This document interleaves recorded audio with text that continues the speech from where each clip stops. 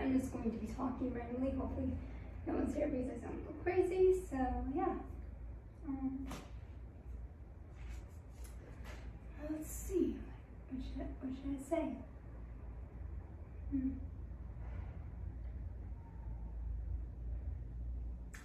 Well, I think I'll definitely retell my story from last night. One of the stories. One of my earliest memories. The earliest memory I have is definitely when I was, of course, 3.5. I was walking through the airport. I remember just seeing so many people all at once and just being visually like, what the heck is going on? And I was holding on to my mom, and my dad had flown, I think 2 weeks ahead, or he flew ahead and was there with the rest of my family waiting for me. And eventually I see these people, we're walking up to them, and I'm like, okay, oh, we're getting closer, okay. And yeah, there were these people, these tall people, I don't know who they were. I was being passed along, I didn't like it. I was like, all I understood was I wanted to be like where my mom was. That's it, that's all I understood. And then one of my sisters who just was so comfy, just more abrasive. So I was a little more easier on her. I was like, okay, I feel fine with this one. Like, okay, I feel more at ease. And eventually I kind of just like sunk in, and I'm just like, I did not fall asleep. They still think to this day I fell asleep. I did not actually. I kind of knew what was happening, but I was like, this is, like, I'm a toddler. I was like, this is acceptable. So I was like, yeah, it's fine. But then finally I woke up, but I jolted up. I was like, I'm done. And crying for my mom. And eventually they put me in the left side of the back third row of the white van that my dad drove at the time. And it was so strange as we were driving off from the O'Hare airport. Like my head just hurt so hard, and I don't know what was happening, but it just hurt so bad that I just finally yelled out in pain. And they didn't know what was going on. They thought I was again crying or something, or didn't like being strapped into the seat, which is also true. I did not like being strapped into the car seat. I think fair enough. I'm a toddler. I just got off a flight. But it was interesting. Then all of a sudden the pain just stopped, and everything past the airport, just all memory or any inclination of anything was just gone. And for the longest time I didn't know what that was, and until years later when I met, I was talking to my voice teacher's Andrew Mahan about it, and he said, this probably kickstarted what most people have kickstart when they're 5, when you start to remember things. You just can look back, and most people can't remember past 5, but I can remember all the way back to when, of course, I was 2.5 walking through the airport on US soil. So in a way, that's very poetic, because it's a new beginning, a new life for me. So that was very nice.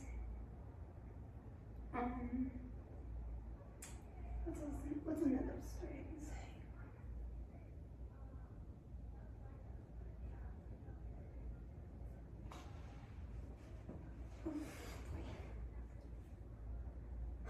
Let's see.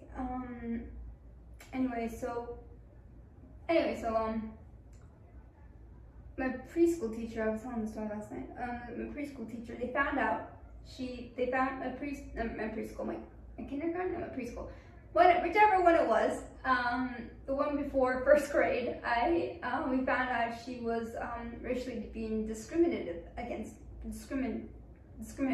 me, and it was fascinating. I knew for years. I would see her, I would wave hi to her, I would smile, and she would wave back and say hi. And I think I just was fascinated by the concept of someone willing to hurt a child, just destroy their future before it could even begin, their education before it could properly begin, and just look at that child smiling like it's nothing, like this, like, oh, you were in my class, like nothing, like it was nothing, like it was amazing, like, oh, just, a child, and the concept of that really stuck with me. And I saw a lot of that growing up when I look back. Certain people in my life would do the same, just like have faces, just like smile, and then I would be blindsided to find out they were hurting me or they were against me, and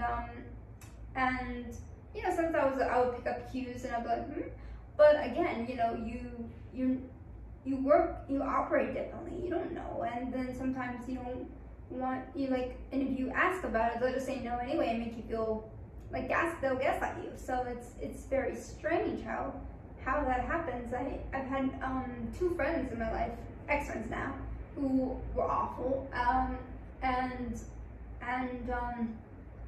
one of them really just blindsided me, and fortunately by that point I was like, okay, you know what, fine, we're not friends. And she's like, anyway, it's another story.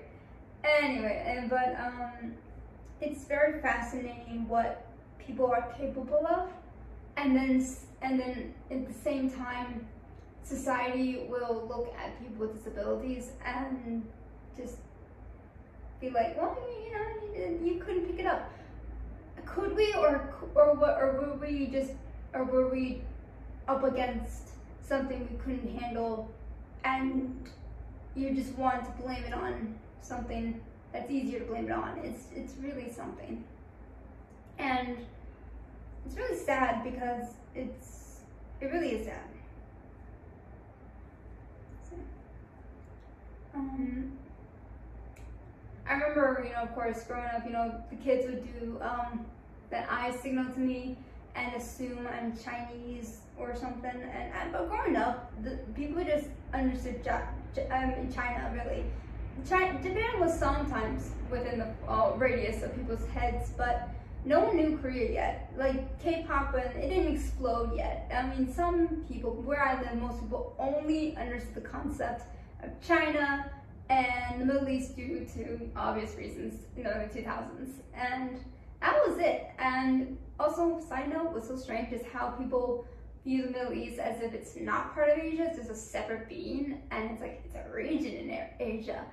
It's very, very fascinating how people view things in the Western perspective, and then you want to learn this stuff and you go, that's not quite right. But most people just don't care. They really don't care, because it's not Europe. It's not the Asia they want to talk about. And it's kind of like America and anything else, really.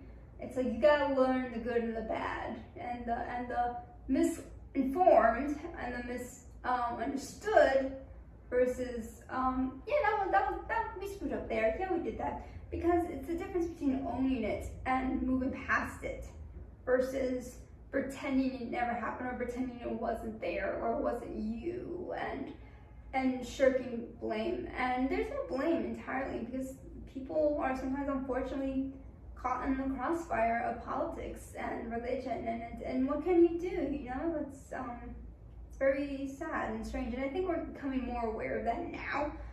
But this was 20 years back, and no one was thinking of that. No one. I remember very distinctly, and at least where I was living. So yeah. I remember one of my oldest friends is she's a Filipino. We are still friends to this day, and I think it was really nice because it was a connection. It's like, oh, there's another Asian student, and she was Filipino, and I got to learn about the Philippines from her, and it was amazing. And I remember her grandma really loved me, and I think she was just happy her grandchild had another playmate, and then it was very fascinating to see years later there was this movie that came out where this adopted daughter who was Asian, adopted from China, met this little girl who lived with her Chinese family, a Chinese American family, and became best friends. And I was like, I feel so called out. Anyway, but it was sweet. It was so nice to see that represented. I was like, I wasn't expecting that. That was nice.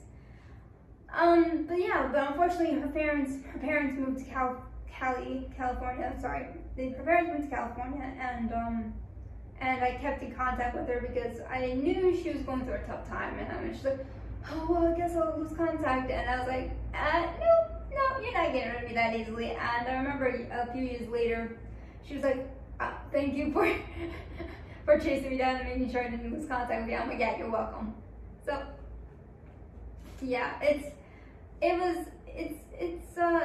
been a life, right? It's been a life.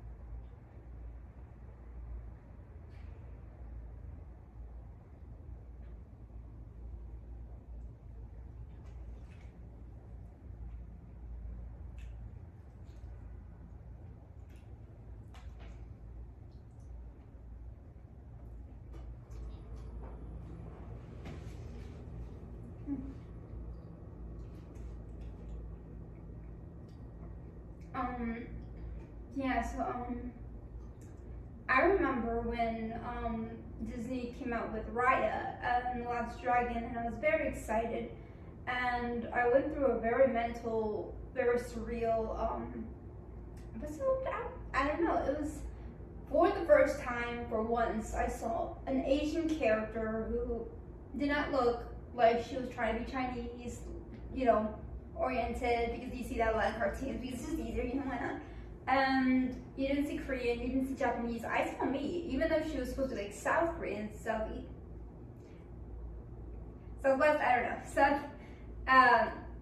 know, she was Southeast Asian, but for the first time, I saw me. I was like, holy crap, that's me. That's me. Oh my god, that's an Asian person who looks like me. And it was so surreal. It's like almost like you're entering the Twilight Zone. That, like this is reality. It's real. This is happening. It was so strange, and I don't know if others can understand, because maybe this is how people felt when they saw Encanto, because it's very easy, because they saw a lot of Mexican representation and maybe some Argentinian representation here and there, but Colombia, there we go, like it was Colombia, and I just wondered, maybe they felt the same way when they saw Encanto. So I wonder, maybe I'm not alone in this, but it's it was so strange. It was like, because growing up Asian, but from a country that's not within the focus point of Western society culture, it's just China, Japan, Korea, and maybe a few other parts of Asia, depending on who you ask and how well they're versed in it. But it's very much, Kazakhstan is very not within the perimeter of people's forethought, and so it's like, oh, you look Chinese, or you look more like Mongolian, and fair, because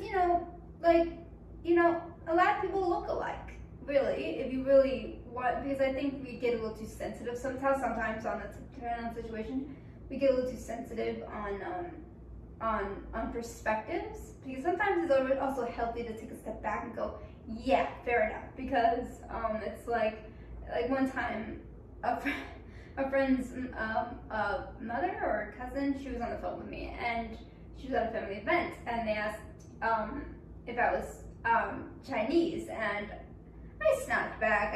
She doesn't have the most flattering known info of her, so I just snapped. For some reason, I think I was having a bad day, and I just snapped and says, yes, like a German, it's clearly French. It's, yeah, that was rather rude, I admit, that was, but it's kind of get to a point where you're like, yeah, you know what, fair enough, you know, it's like, you're gonna walk down the street, I'm not gonna know, no one knows. See, I mean, there have been people like representing Latina as Asian or Polynesian as Hispanic. It's like unless you're like a person who studies facial molds like of different cultures, you're not really can know for sure all the time. And then of course genetics wasn't a thing. Everyone's mixed now sometimes. You know, we're all nuts, really think about it. Everyone comes from somewhere and down the line. Someone moved here, someone moved there, someone's family lineage goes all the way back here. It's strange, so it's okay to take a step back and go, yeah, you know what, yeah, okay, but good guess. And so it's just it's fascinating. So it's fascinating to finally go in my head, in my perception at least, to go, that's not what I've been seeing all my life. For the first time, that's something that actually looks more like me, and I'm like, holy crap, this is real? This is real? It's a feeling and an experience I don't really think can be summed up. It's very psychological. It's very interesting. I think if you ask anyone who who saw Tiana for the first time, was like, oh my gosh, that's me. That's me. They will know exactly what I'm talking about, and it's refreshing. And you don't really know how to react, because how do you react to something you've never seen? How do you do that? You don't know. I don't know. You're just kind of stunned. You're just like letting it sink into reality. Like, oh, okay. So, but when Raya and the Last Dragon was a flop, and the story, the characters weren't handled too well, I was very disappointed. I know a lot of care and love was put into the film, but I wish they could have done better. Because after 24 years, Disney, really, after 24 years, I'm just saying, Disney was going to become Mongolian princess, and that would have been nice enough. But come on, could you give us a little something and maybe make a Kazakh princess instead? Very often people think Kutula Khan, I think that's her name is, her very long name, I can never remember it. It's Kazakh, and I found out from my Kazakh friends that's not true. So I was like, I've been lied to. My whole life I lied. Anyway, but we got princesses and queens, of course, you can take from too. It's so fascinating for once. Yeah, because it's almost like, I guess, and also it's very strange how I remember, I believe it was church of all places. Of all places, it was church. They decided to showcase some clips, and one of those clips was Borat. Anyway, I was a child, and they put it on the screen, and I saw a gravel, like just dirt roads and village, and my mom, she meant well, but she was like, see, that's Kazakhstan, see, and I didn't understand why, but I was so mad. I felt so enraged because I felt like my country was just presented in a very slummish, very dumb, very poorish way, but I didn't understand why, because I thought, because from my perception, there people were going at it like that was it. I'm like, that's my country. What? So that added a little that gave a bit of resentment from me to my country, because that's all I am. I didn't know any better. So I was, for the longest time, like, oh. And after a while, it faded, and I was like, no, I'm Catholic. I mean, obviously, I never denied it, but I was like, But I was so mad, and like, do you want to see more? I'm like, no, I do not want to see more. And years later, when I found out that was not the case, I was like so relieved and so enraged that was just not cool, man. That was not cool. I think that's the equivalent for an American. That would be the equivalent of someone going. Americans wear clogs and dance around in square patterned dances and sipped out of blue plastic cups and they all just drank and burped all day, or when they're not, just plowing the fields, and they're, and the rest of the world believed that. Like, that's the first thing, the image they would come up and think of America, where it's clearly not true. And that's what Borat did. And it's very, very, very wrong and so deceptive and very cruel and mean. Because there's a difference between being a comedian and just being just not cool, man. That wasn't cool. So I think so imagine if you're walking around and like, oh, hey, we're clowns, and you're like, what are you talking? No, it's like, but that's what, like, that every person you ever went to thought that about you. But no, but so that's just not cool. And I'm not the first nor the last, unfortunately, culture who will suffer this injustice of representation, and I just wanted to put that out there. It's like, do your research, and unfortunately for people like me who don't have that much resources, know that. It's like, okay, there aren't that much resources. That's a problem. Let's see what we can do to fix it. So instead of, oh, okay, and just, because if you really, really, really care about something, you're going to research it, but unfortunately many, many Americans don't. And to a degree that's fair, because we got our own lives to live, but at the same time, when you're going to say you want to learn new cultures, you've got to do that. You gotta, understand the discipline between that versus, and sure, you're gonna like cultures more than others, but again, you can't talk about one if you don't understand it, or just brush it off aside if you're not willing to hear someone out about it. So it's America. I remember when Moana came out, everyone was going about Polynesian culture, and I'm just like, oh, thank you for catching up. To be fair, I am no professional in Polynesian culture at all. I'm just as mediocre as everyone else, I think, but I was a little more on the side of, but I've already been trying to figure this stuff out, so, but point is, yeah, people like me are around here looking at this stuff and going, yeah, no one cares, but then stuff like Disney comes out and people get excited, and that's fantastic. It's amazing. I love when they do that.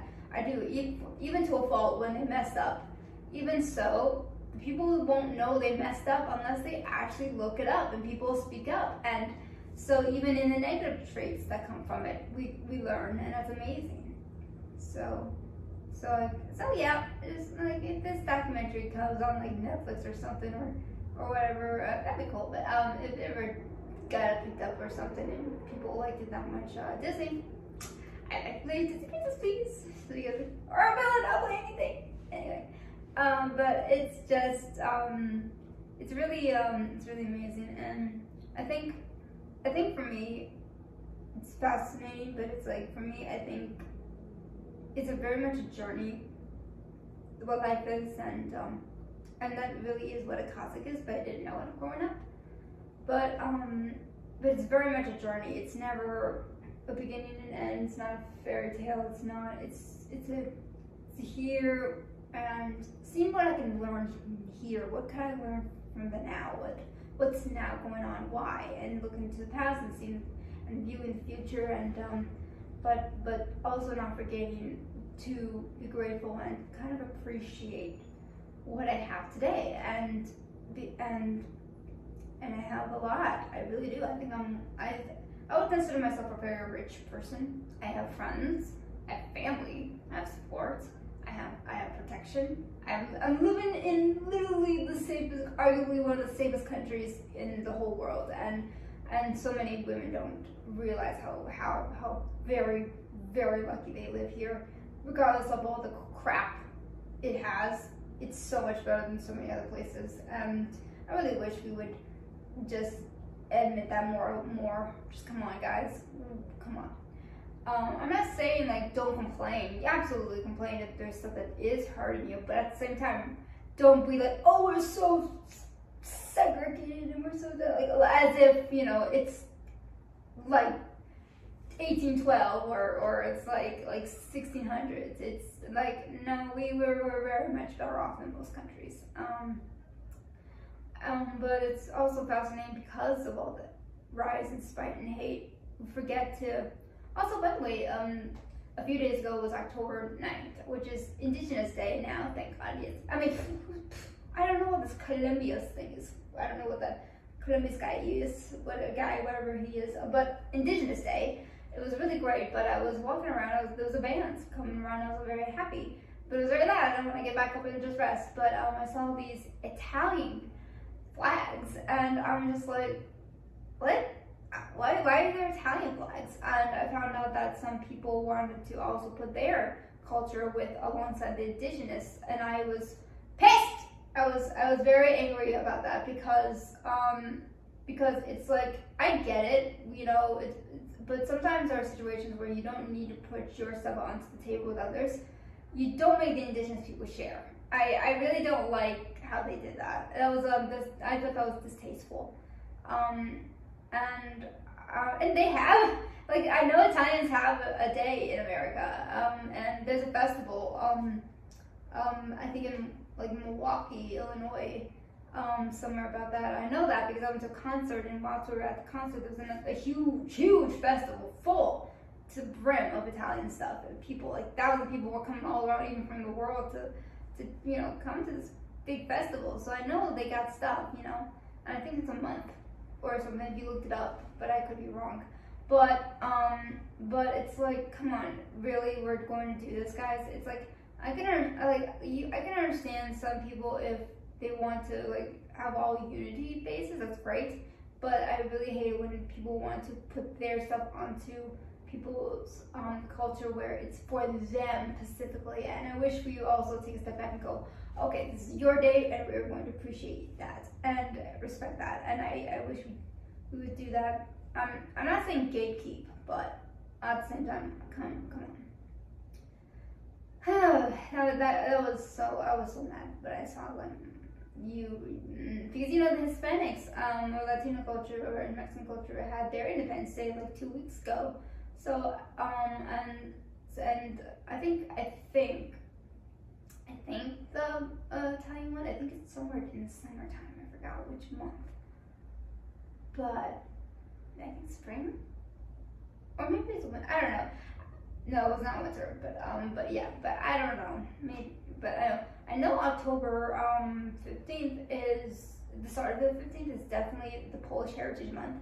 And I know all of November is Native American Heritage Month, but no one cares. No one cares.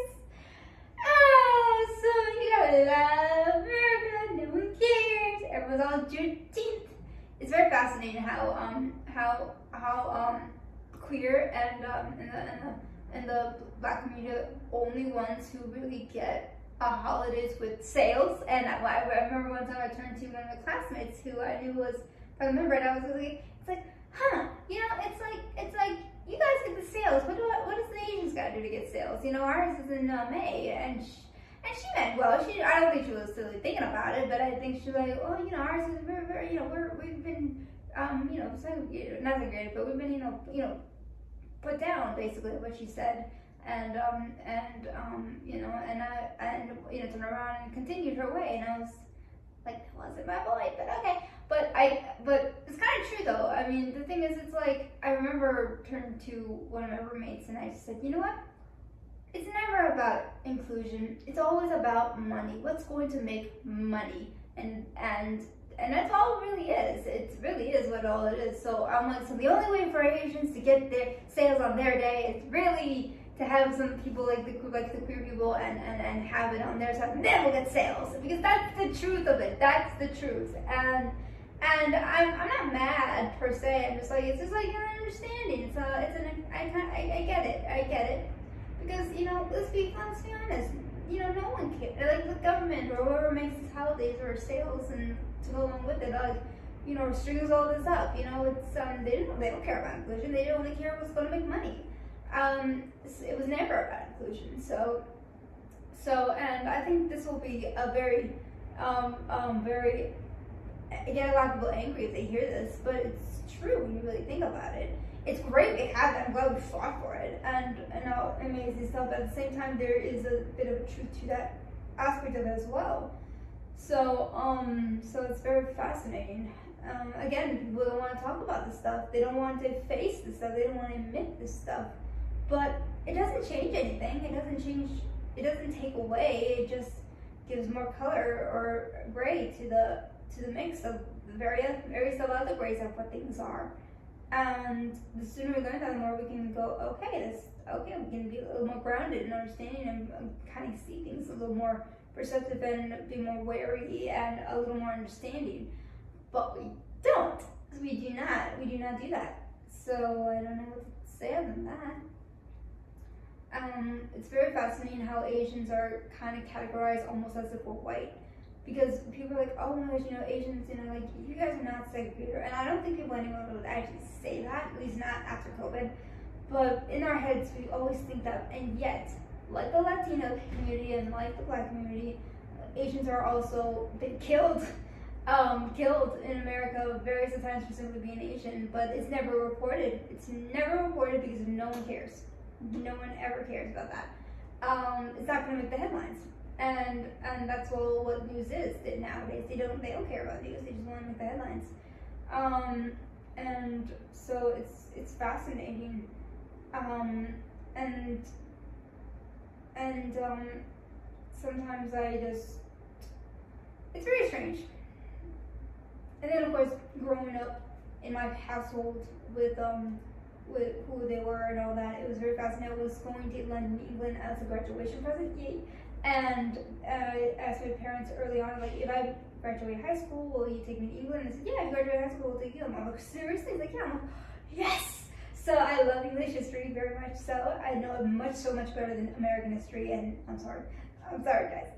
But I just like it, and you like what you like. Anyway, so we're going. We had to go to Canada and the airport in Toronto before we go to England, and in this terminal, this vast crowd, this sea of Asians just came up flooding to go to, I think, their way, and to go their way, and I was just taken aback because I can see my dad just popping out there in the sea of people, and I felt for the first time, it was so strange because I didn't feel like one of them. I didn't feel like I was amongst them. I felt a stranger. I felt like almost like I think I felt white because it's what I grew up in. I was in America. I'm an American. I don't really think about it. So this feeling to be best around people who visually are to people would be Asian, I didn't feel that. I didn't feel like I was amongst my people. I didn't feel like I was Asian or I was white or something. Or what. I was just there, and I was not them, and I existed. That's weird. I was just standing there. I was just standing there in a crowd of people who technically looked like me, but I was not them, and they were not me, and it's kind of discerning. It's kind of disheartening in a way, because I wasn't sad, but it was just so strange. I was like, is this supposed to happen? Is this supposed to how I feel? Is this alright to feel this way? Because some people I would feel would be like, that's racist. I'm like, is it though? Because I grew up in a culture, I grew up in a household that wasn't of my heritage, where I was born in, or I was biologically related. So you're going to pick up aspects and traits and cultural norms. So of course, when I was surrounded by people who also weren't, of course, in my technical culture, but what people don't care about those details. Anyway, point is, but just based on a generalization, and I hate when people say that's racist. Shut up, get over yourself. Point is, in a sea of people, it's. I think it's sad we feel like we shouldn't feel like that's okay because that's normal. That's very normal. What do you expect when you've been subjected to another culture and other experiences? So it's very disheartening and very sad that we do that. And also at the same time, even if we don't do that, I think it's very sad when a child or just anybody, just and go like, oh, and I think it's very good to go that's okay, because it's natural. It's okay to feel that way, and I think that's something I don't understand about my generation, and all of this combined is how so many people want, and it's only human to want to be considered part of a group and belong somewhere. That's natural, that's fair. But it's very strange how when we get into the toxic realm of it, and where we gatekeep and we want to say you can't be this or that, and at the same time, and then at the same time, I don't care. It's very strange how like you have to be like, I don't care about what, I don't care what skin color you are, I don't care what background you are, I don't care what religion you are, I really don't care. And I don't really like having those things like, like I feel like I'm a boy, I feel like I'm a girl, I feel like I'm of the Black community, and I'm like, those are aspects that build you and are part of you, maybe, sure, but those aren't the things that define you, really. When you really look at it, who defines you at the end? What really defines you? And it's very many things that build you and that have affected you and mold you, and it really comes down to you choosing, who you are and how you present yourself and how you want to be perceived in versus what you try to do. And to me, it's like aspects of me is I am Althea. Really, I am. That's my identity. I am Althea. That's my name. That's who I am. It's like I don't need to change my gender or feel like a part of a group or be Christian or to be Asian. That doesn't take away or add on to who I am. It's just those are aspects that built me and mold me. But at the end of the day, it's quite simple. I am Althea Carlson, and this is who I am. I don't need to explain it. It's just who I am, and if you like me, that's great. If we can be pals, that's great. It's really that simple. And but the world right now is spinning so fast, wanting to make sense of things, scared, confused, trying to feel they belong, trying to find acceptance and longing, and that's fair. Those are all perfectly valid. Those are all human emotions. And I'm over here, and I think from this perspective, it's very much a perspective people don't want to take or want to even consider as a viewpoint to look at as well. Not just saying they have to take my viewpoint, not theirs. You can adopt and view and see what you like and keep and take what, or keep and throw what you like or not. But it's to people to not explore other aspects beyond what they understand and what the trend is. It's quite scary. Even it's so strange. It's very strange. I think a lot of these opinions and emotions will get a lot of people upset and feel called out. But at the same time, the thing is, the reason I'm bringing these morals up, these ideals up, is because no one else will. And if they don't, they will be bashed and shamed and canceled, and almost basically it's a witch hunt. It's like the Salem witch trials. They were independent. They were not what they understood. They were not what they were familiar or comfortable with. So they and they wanted power. They wanted land. That person, I could get their land. I could take their husband, or I can they'll be out of my way, and or like I feel offended and I can do this to get rid of you. And I can feel vindicated because I can get away with it, and that's human nature. That's what we do on Twitter all the time. We do it on the internet, and we're doing it now with cancel culture and woke culture and so many things. And we've done it in religions, we've done it in cultures, we've done it in ethnic groups, we've done it in white supremacy, we've done it everywhere. Everywhere we do it. And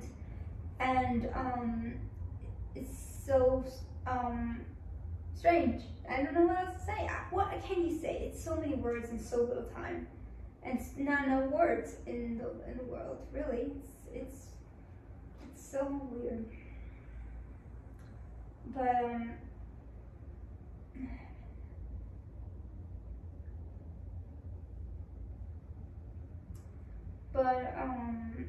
But it's like I got things I gotta learn. I gotta get more in tune to emotions as well. So it's a learning progress on both ends, really.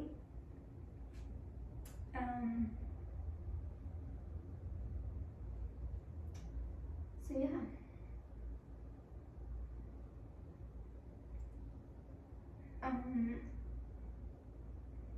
I find it so strange. I see. I don't know. So what else can I say?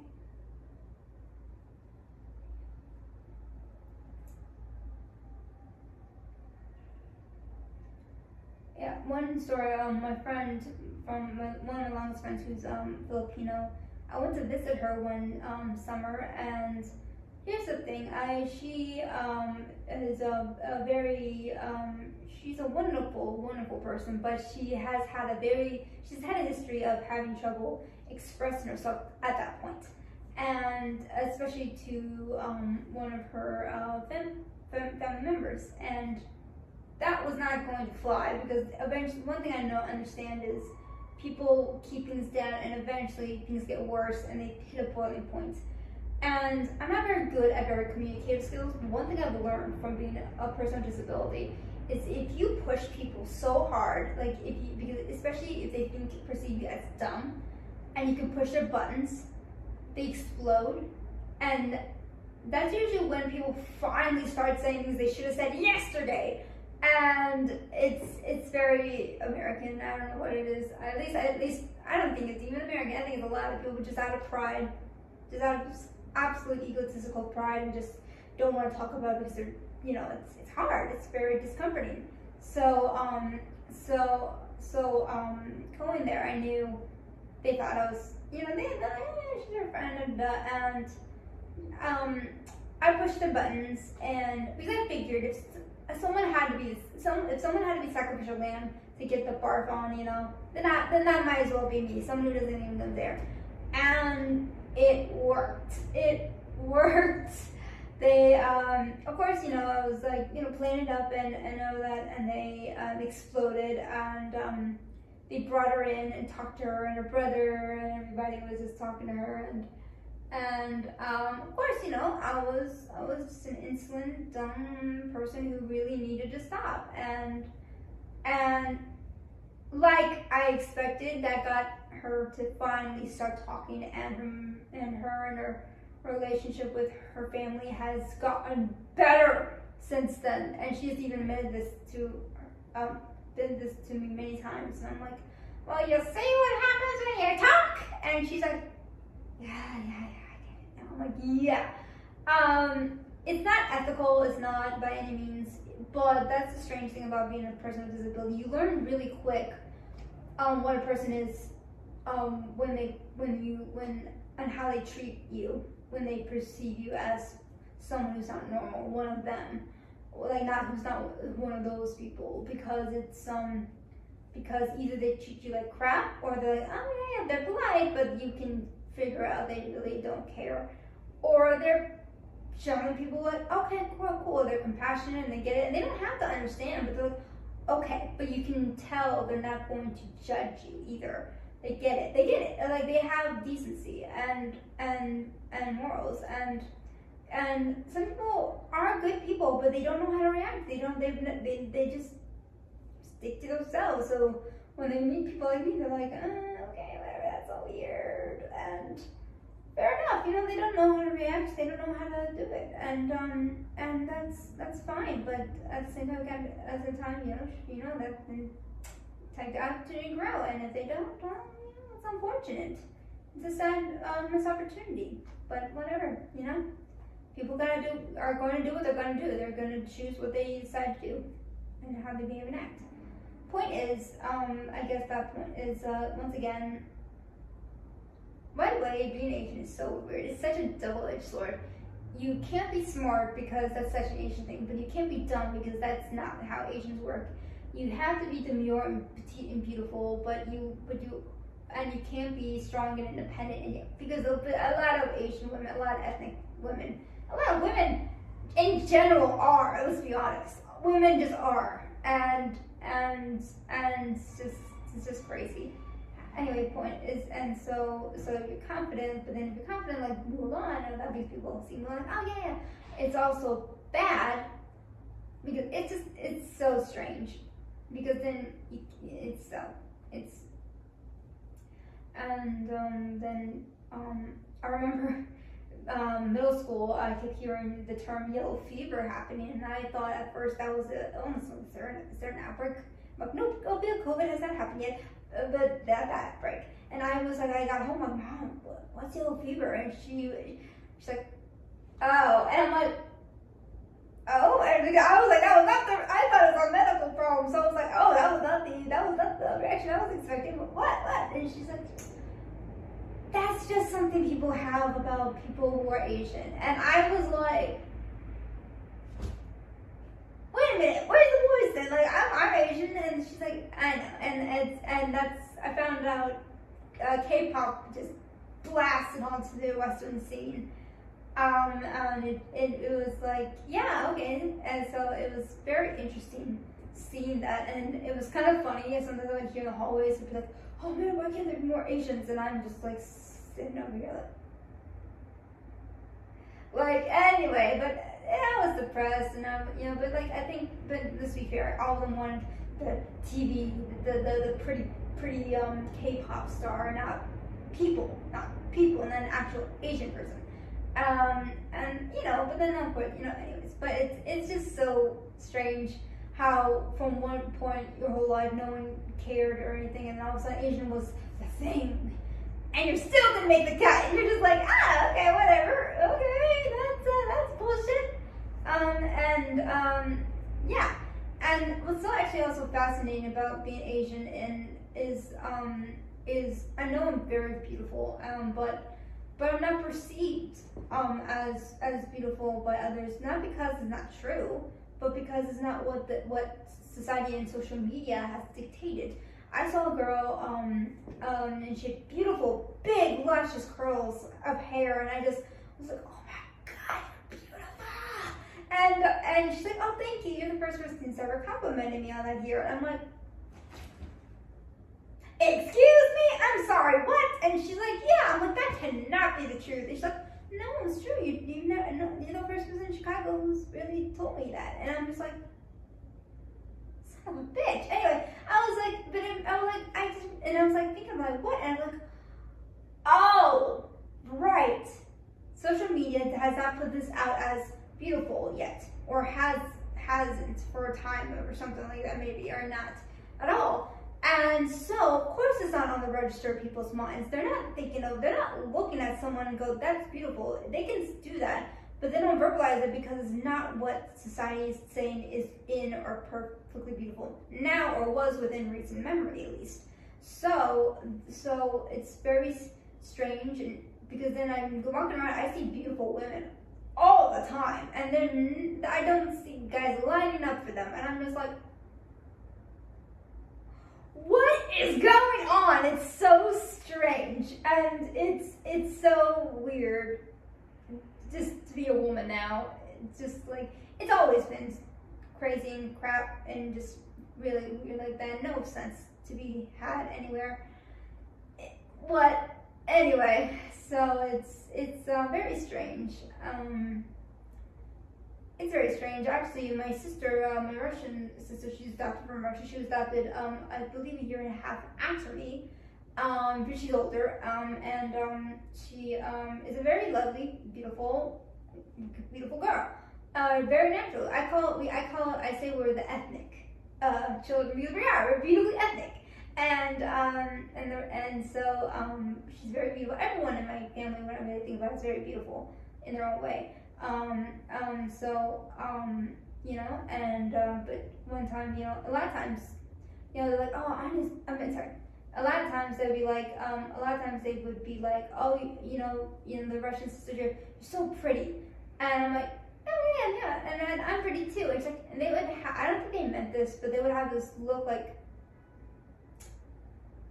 yeah, okay, but I would go back to her, and this hurt me, and I was like, and again, I think it comes to the strain of what they have been taught to view as beautiful versus what is beautiful for what beautiful is individually. You know, everyone has their own beautiful aspects about them when you really think about it in how you view it. And you know, and it was just so disheartening, and because again, I am of a certain beauty that is not within the forefront. And it kind of hurts. Like one time, the same one, she's not fun sometimes, but she she came up to me this summer and said, "Am I beautiful?" And I was like, "Yeah, you're beautiful." And she said, "Thank you." And I'm like, "Yeah, sure, why not? Whatever. You give her the confidence. Why not? Go you." And she was, and she said, "I'm the most beautiful in the family," and I was like. Because you know I have other sisters and they're beautiful too, but in their own way too. Like I really don't think you can really say who's more beautiful because everyone's so beautiful in different sense. It's so strange. That's not possible. We're all beautiful in different reasons, in various ways. It's so I don't really think that's a fair concept. So anyway, even the ones who's Karen and a German bitch, but she's beautiful in her own way too. Let's be honest. You know, we're all beautiful. And good job, family. Anyway, and anyway, so she's like, well, no, I mean, you're beautiful in the Russian sense, and I'm beautiful in the Kazakh sense. And she got angry, and she was like, you're not that beautiful, and I just knew that was just bullshit because it's like, come on. But the thing is, she has her own taste in beauty, and I have my own taste in beauty. And but it's very sad. Again, that just plays into what we have been taught, and doesn't help. We were surrounded in a community where I'm from, where it's very, very much into their own clans type caste thing.